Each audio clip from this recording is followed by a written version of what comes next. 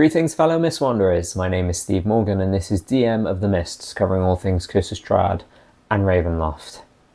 And it's time for another How I Ran This Domain of Dread video. And today we're going to be talking about Tovag. I think this might be like 6th or 7th domain I've covered by now. The most recent ones I did were the 2 parts for Forlorn, and now we have Tovag. I don't think this will be an especially long one. It only ended up actually being a few sessions thing in my game, probably like 3-ish sessions. I should start off by saying there's spoiler warning for a few things.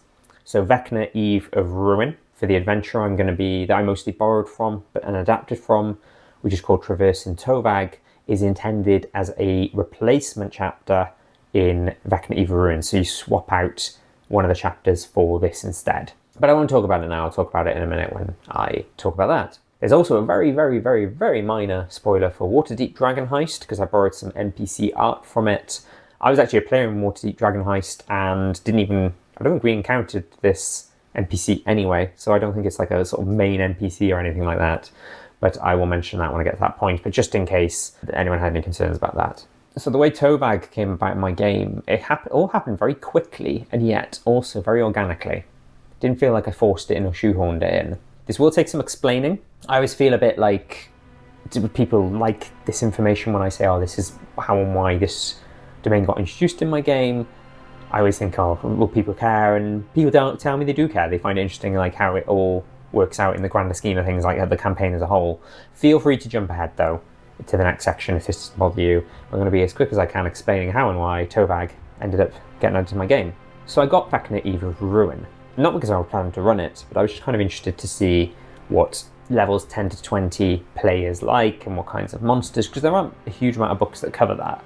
Most adventure books are like, pre-level 10, I think. Like Kas the Destroyer is up to level 10. And I saw Kas's stat block in there. And I really like Kas's stat block. And I thought, oh, it'd be cool to do Tovag. Because I remember Tovag being in Van Richten's Guide to Ravenloft, even though it's one of the sort of what I call minor domains listed at the back. There's not a huge amount of information for it, at least not in 5th edition. And then completely coincidentally, we were doing Forlorn, and inside Castle Tristan Noira, in the module Castles Forlorn, and I used a conversion guide, there is actually a Book of Vile Darkness. And the Book of Vile Darkness is supposedly penned by Vecna, that's what the information says. So then they had this like really evil book by a lich, and they were like, oh, what do we do about this? Previously, they saved the life of a Daver. Now, Davers are the sort of lowest rung of angels in D&D. And this came about because I used PhD&D's version of Naranjan, and there is a angel in that, Daver in that, who's scripted to die. And they saved her, they stopped the monster that was kind of draining her life force, and then she died. Very dramatic. And one of my players very cleverly said, can I cast Revivify on her? And I said, you can cast Revivify on her. As a very smart use of the spell, and using the components, which I think is something like 3 diamonds, or diamonds worth 300 gold or whatever. And they brought her back to life. So they had a Daver who now owed them a favour. And when they went to Markovia, they found the Table of Life and they summoned her, but she was busy, so they met another Daver and said, as a favour for saving her life, we will remove the Table of Life, because we agree it's this really awful, evil table that can be used for really nefarious purposes. We will remove this free of charge, essentially. They then wanted to do the same thing again, so they had the spell Planar Ally, and they summoned the Daver again while they were in Forlorn. But this time it was a bit more complicated because it was the Book of Vile Darkness. She no longer owed them a favour, like they were square with everything. And they'd summoned her into a domain that had the borders closed. The whole thing with Forlorn about you can only defeat the Dark Lord in certain conditions, they knew they had to wait a few days. So she said, well, you owe me X amount of gold per day that I'm sat here. I think it was like 3 days, I think it's 30,000 gold that the spell says. She said, we'll make it a smaller amount on the condition that you do a quest for me. A Planetar, who's a higher ranking angel than a Daver, came to the Domains of Dread and has gone missing. I'd like you to help me find him. And they agreed. They're like, yes, we'll do that. Once you finish with Forlorn, we'll do that with you. And while they're finishing up in Forlorn, she had the book, she held onto the book, and I said that the book kind of, because it is tied to Vecna, and there's a link to Vecna and Kas, the book, almost through the book, she got visions of the Planetar being stuck in Tovag. And so she was like, we need to go to Tovag. And that's how it came about. Resources for Tovag, so there's very little mention in Van Richten's guide, as mentioned earlier, just a paragraph near the back of the book. I mostly borrowed from a DMsGuild resource called Traversing Tovag. I'll show you the picture of the guy. I think his name is Daniel Khan. You might have seen his picture around. He's done a lot of adventures, a lot of guides, things like that. It's intended as a replacement chapter in Vecna Eve of Ruin, spoilers for this now, for the Barovia/Ravenloft chapter where it's Death House in the past, I think it is. For people who don't want to do that, maybe your players have already done Death House and you don't want them to go through it again. Maybe you just don't want to run it for whatever reason. There's some people who don't like that chapter. The idea is you swap that chapter for Traversing Tovag, and instead of going to Barovia, they go to Tovag instead. However, I made tweaks to it to fit it in my Ravenloft campaign instead, because I'm not running Vecna Eve of Ruin. So I'll kind of talk about the changes I made as I go through and explain what happened. And I will give a very brief overview now, and then I'll talk properly about what happens. So the idea is that they believe that one of the Rod of Seven Paths is in Tovag.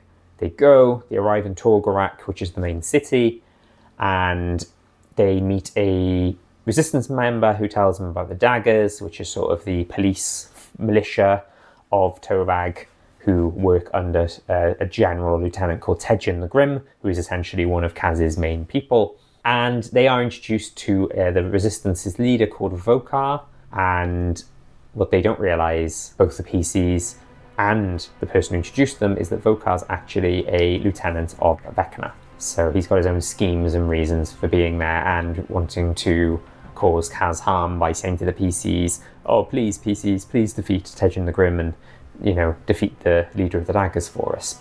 They then travel, this is why it's only a few sessions thing, they then travel from Torgorak to Fortress of Kas. Pretty much Tovag is limited to just those two places, and there's a road in between. And then they get to the fortress, they fight their way through the fortress, and then they fight and defeat Tejen, and then Vocar arrives and it's revealed that Vocar is actually working for Vecna. Dun dun dun, shock Pikachu face. And then they can just leave Tovag and jobs are done. And then the story carries on and they see Kas later on as per the events of Vecna Eve of Ruin. Another resource you can use, which I think the person who wrote Traversing Tovag borrowed from a lot, is an old module called Vecna Reborn. This has information on Tejen, on Vocar, on Tovag as a whole, on Torgorak. There's even a map of Torgorak, although I used a different map, which I'll explain later. Misterpedia, always a godsend, had some really valuable information from there. That there was something that I saw on Misterpedia that made me think, oh, I'm going to add that to one of the battles, which, kind of expanded and added to what was in Traversing Tovag. It quotes Domains of Dread as a reference as well, so that has some information on Tovag and some of the people as well. For maps, for Tovag, I used the one from Traversing Tovag by an artist called Saga Mackenzie. I love this map, it just looks beautiful, but it really just does show how not small, it's a big domain, it's a long, wide domain, but small in terms of how little is in there. It's literally a city, a road, a fortress, and volcanoes. So that's why it's kind of a few sessions thing, because there's really not much else going on with it. For Torgorak, I found this great one on Incarnate that someone made, where it's a volcano. There is actually one in Vecna Reborn, but I didn't use that. I used this instead. For the fortress, I used the one in Traversing Tovag, which is by a map maker called Dungeon A. Is that how it's pronounced? Dungeon AE at the end. And other maps I'll mention as I go through. Music, as always, I'm a big fan of tabletop audio, and I only really used 4 songs. So for the main sort of Tovag map domain theme music, I used a song called River of Blood.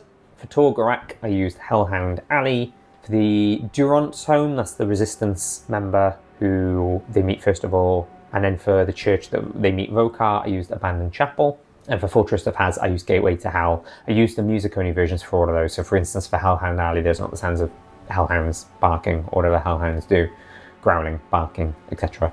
And yeah, I will probably play some of those as we go through this video. Random encounters. So the only random encounters they really encounter are the ones on the Kaskan Way. That's the road between Torgorak the city and the Fortress of Kas. There's a few in Traversing Tovag.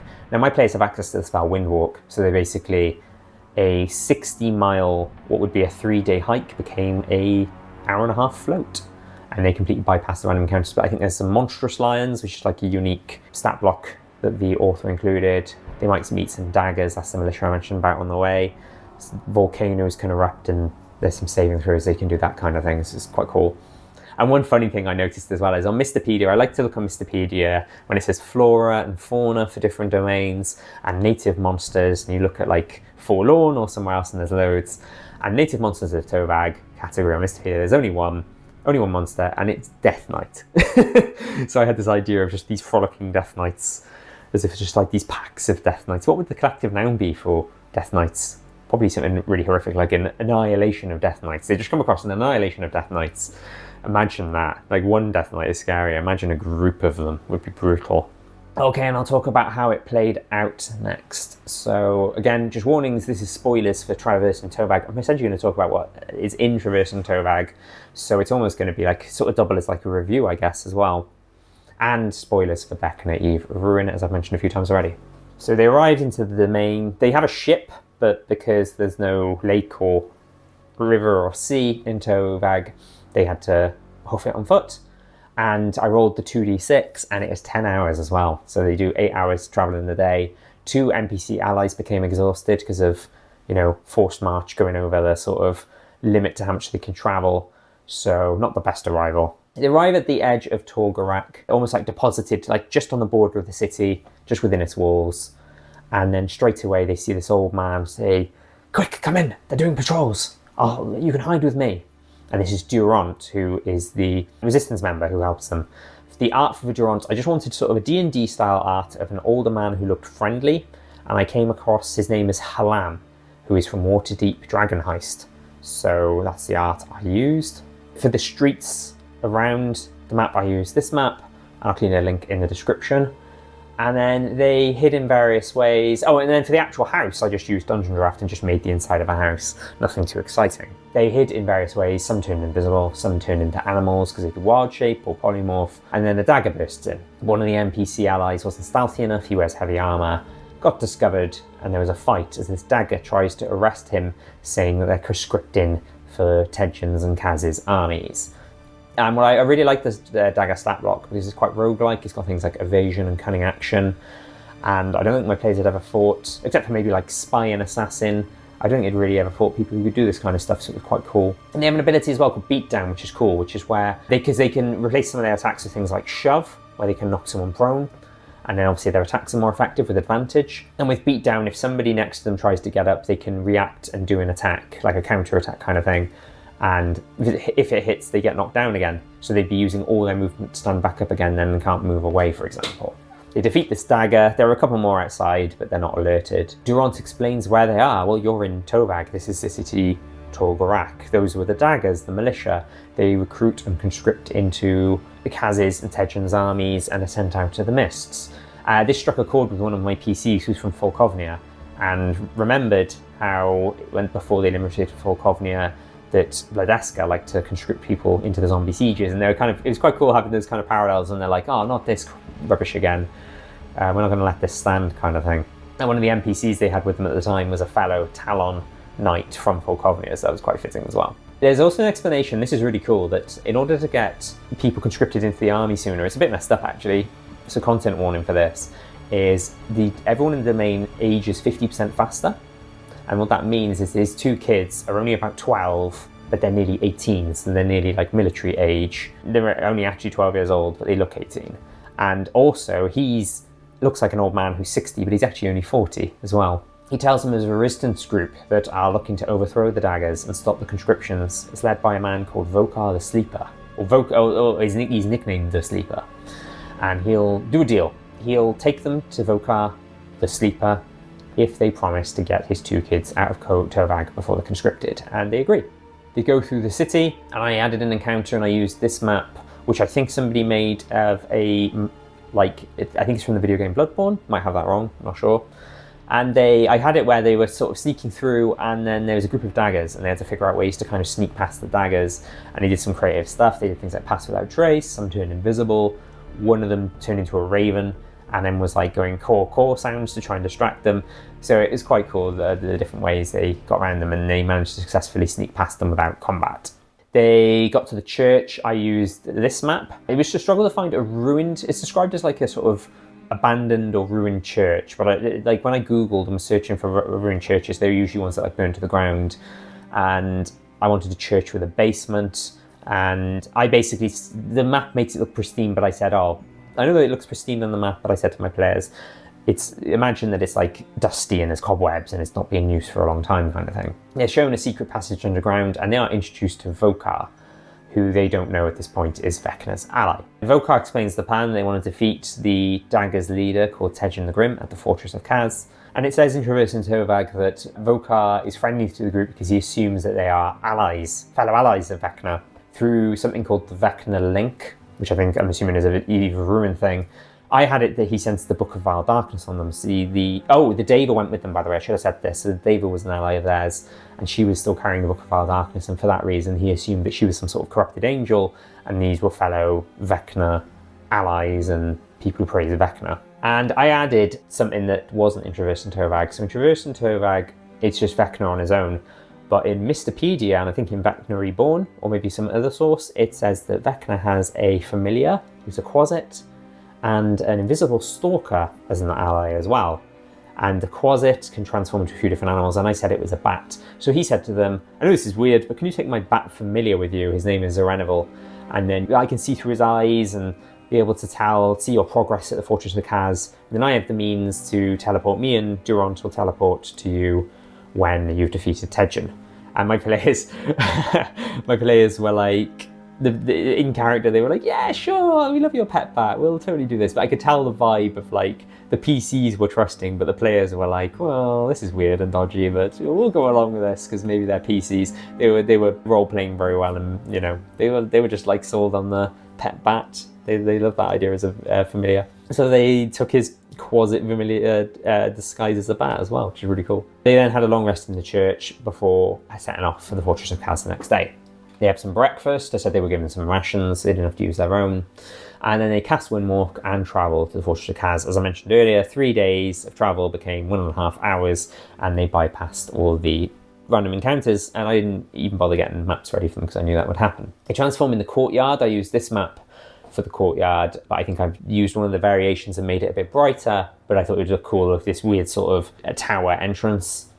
But they weren't quiet enough, and they drew the attention of some daggers, so they had a daggers battle outside before going inside the tower proper. There's some guards, so they go inside, but they're ill-equipped and they're quite scared, so they managed to sort of easily convince them, saying, oh no, we're not going to hurt you, and oh, actually we're conscripts, we're daggers, you know, we're on a tour. And they're like, okay then, they rolled high enough persuasion.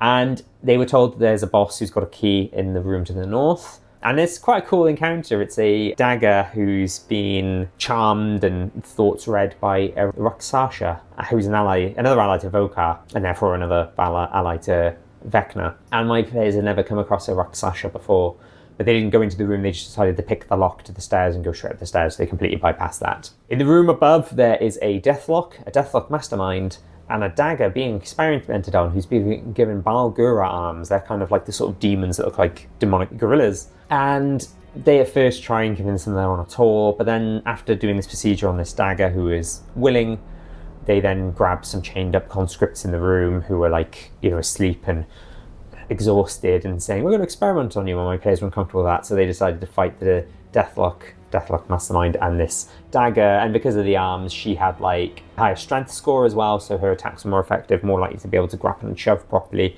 things like that. They defeated the 2 Deathlocks, and there's 2 teleportation circles in the room as well. One of them goes to the next area, one of them is like a trap, and it takes you to the last area, but you're imprisoned in like this sort of wall of force mini prison.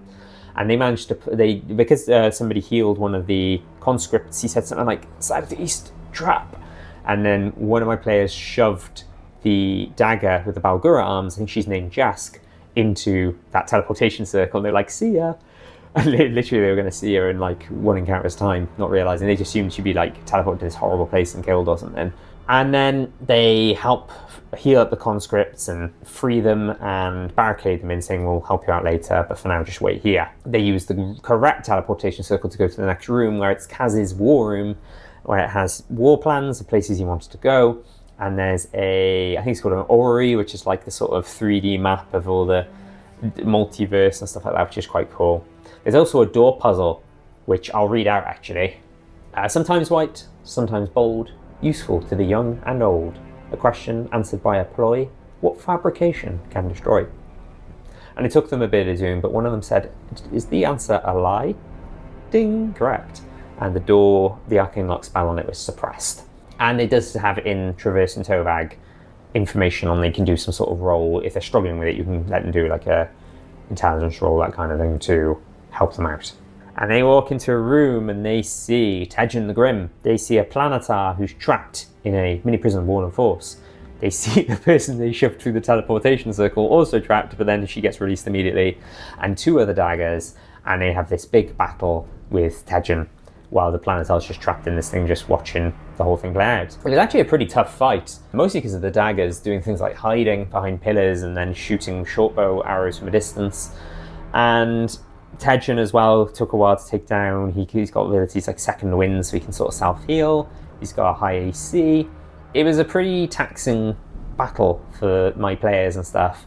I think I remember reading, I watched a review of Traversing Tovag, and one person's criticism was that, the bosses don't seem very strong, but this guy had quite a high challenge rating, and then straight away there's another like mini boss straight after, which I'll get to in a minute.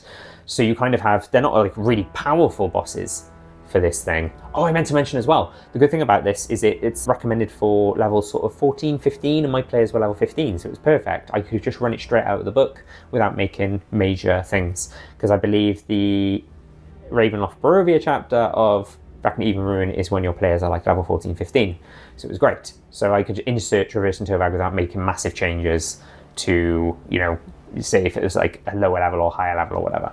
And anyway, yeah, this criticism said, instead of one big boss, it's like 2 small bosses. But the thing is they're one after the other. And my players were pretty beaten up after the first boss. So when I threw in like another sort of mini boss again afterwards, they were like, oh boy, we haven't had a chance to short rest or anything. They just about had a chance to heal using some healing magic. And people weren't like at full HP, full health or anything. After defeating Tejen, they speak to the planetar. This is homebrew now. This is what I added in because obviously the planetar's not there in Traversing Tovag. This is because I added it in because of the whole reason they needed to go there. And they say, well, where is Kas, the Dark Lord? And he says, he's not here. And they say, not in the fortress? No, not in Tovag. Dun, dun, dun. And they've got Jennifer Weathermay Foxgrove as an ally of theirs, one of Dr. Rudolph van Richten's proteges, and she's like, guys, this is unheard of. It is an immutable law and an immutable fact that Dark Lords cannot leave their prisons, they cannot leave their domains. If this is true, this is a big deal. Kas might be the first ever Dark Lord to be able to leave his domain, which obviously in Vecna Ruin it explains he does some sort of deal with the Dark Powers, but I think it's very vague, the details about what the deal is. I've been meaning to post on the subreddit, on the Ravenloft subreddit, and ask people, what do you think the deal could have been? Because it seems like, what would the Dark Powers want? What kind of deal could they be persuaded into doing? But anyway, I'm digressing. And as they're pondering all this and figuring out how to get the planetar out of this prison, Vocar and Durant arrive, having seen everything going on through the Bat Familiar, and Vocar says, yes, good job. Vecna will be pleased with our work here. And then Durant's like, oh, you're a Vecna ally? Who is this Vecna? And Vocar's like, quiet fool, and it's in the box text. He goes to cast a spell to try and like dominate person on Durant, so he's like an extra ally in the battle. But my wizard PC counterspelled it, and Vocar's confused. He's like, what are you doing? We're on the same side. You're allies of Vecna as well, aren't you? And they're like, no. And he's like, carry his book, the Book of Vile Darkness. Yes, because we want to get rid of it and destroy it. And he's like, oh. So it's quite funny having this confusion where he's like, oh, you're not allies of Vecna at all. And he's like, well, it doesn't matter. I will just kill you anyway. And then the bat remained a bat, but when it was killed, became a closet. And then he summons an invisible stalker, which I think is called Coachort, according to the information I found on Mistopedia. So in Traversing Tovag, it's just Vocar on his own, but then Durant is an ally until Vocar's knocked out of concentration and defeated. But I did it that, like, because he was counterspelled, Durant helped them out in the battle, but then I added you had the closet and the invisible stalker as well. And then the battle played out. Somebody cast Fairy Fire, and it landed on the invisible stalker, making it visible. That was a very clever move. And I really like Vocar's stat block as well. He's got like his own version of spiritual weapon that actually it's like a drain type spell. So when it hits somebody, he gets the HP. That's great. He can do various attacks, and he's got legendary actions. Tejen had legendary actions as well, I should have said. And then Vocar's got legendary actions where he can cast spells in between his turns, which is great. He's casting things like Bane, and I was going to have him cast a whole person as well. And then my wizard cast Lightning Bolt, finishing him and the invisible stalker off at the same time, and they had it where he's like, Vecna's gonna kill you all, and he's like, uh-oh, like, oh shit, as the lightning bolt tears into pieces. And then conveniently, DM Fiat conveniently, that's when the Planetar was freed, because if the Planetar was in that battle, it would have been so trivial. It was bad enough that they had a Daggers as an ally, to be fair. And they had defeated Vocar. Durant was sorry, didn't know he was working for Vecna. It makes sense though how he was so determined and wanted to be the leader of the resistance and wanted Tejen and Kas defeated. And the Devar said, you've done what you needed to do, you've freed the Planetar. And as far as Durant was concerned, he was like, well, you've defeated the Daggers, so there's no more conscriptions, if Kas isn't here as well, my kids will be safe and we can escape the domain using Transplanar Nexus, which is in the room, and it allows people to escape the mists, even though the borders are closed. Normally, it's like essentially Kas has made a hole in the domain, and people can leave through this Transplanar Necklace and get back into the mists and leave Tovag. And that's what they did. They left Tovag and then went back to their base in Barovia, and their next steps is they're going to go to Hazlan. They're going to pick up an NPC who, I'll talk about this another time I think, but they're going to pick up an NPC on the way who's tied to Hazlan, who's going to be their guide essentially, and then go to Hazlan. And that was Tovag, and it was a lot of fun to run. I really liked Traversing Tovag. Like I said, I had to make a few tweaks to make it work, but not many, and it worked. There's the right level, the right sort of challenge rating I felt. My players really struggled with those last two encounters. The wizard, it pretty much expended every single spell slot he had. They have Jennifer Weathermay Foxgrove, the stat blocker used for her. She's got things like Cure Wounds and stuff. She'd pretty much used up every single spell slot she had. So it was one of those where they just about did it, and it was looking a bit close by the end. Oh, and I should have said, Traversing Tovag recommends Tejen, then Vocar as the two back-to-back bosses at the end. Kas isn't there because in Vecna Eve of Ruin, he's encountered in a later chapter. I think by that point the players are like level 18, level 19. I really wanted to include Kas, and I even added Kas to the map, and he can do a thing where his stat block, he can summon spectres, it's a legendary action thing, and I even added Kas and a few spectres ready in the map, ready to put it on. And my plan originally was they were going to defeat Tejen and then defeat Kas. And then in the last minute I decided not to include Kas. I definitely did want to do Tejen, then Vocar, then Kas. I think that would have been ridiculous and excessive, and I think they probably would have been killed to Kas, because in the end, like I said, they used up a lot of their resources just doing Tejen and Vocar. I also didn't want... I like the idea of it being that they learn this thing about, oh my god, actually a Dark Lord has escaped the domain. And even though I have no plans to run Vecna Eve of Ruin, maybe there will be some sort of Kas Vecna thing if I do end up running this thing up to level 20. Originally my plans are like level 17 and 20 were going to be Strahd Returns, like the epilogue in Curse of Strahd. But maybe it's that as well as a Kas and Vecna thing, or maybe a mix of the whole thing. So I like the idea of it could be that they encounter Kas in the future instead. I also didn't want it just to be they meet Kas, who's this kind of iconic villain and almost alongside Vecna, and then they just kill him, and then that's it, and that's him one and done. But I think it does say something about if Kas is killed, he comes back 100 days later or something like that. But yeah, anyway, I wanted to mention this. I feel like, especially because on the banner I included a picture of Kas. It is Kas's domain, but Kas didn't appear. And I thought as well, I like when domains don't follow the traditional pattern. And this is one that definitely doesn't, because they managed to go to the domain and escape the domain without even encountering the Dark Lord, which I thought was quite a cool, interesting spin. And that's it for this one. So thank you for watching. If you're thinking of running Tovag, I hope it's helpful. If you plan to run Tovag at a lower level, you probably have to adjust a lot of that, because it's intended for level 14 players, 4 to 6 characters of 14th level.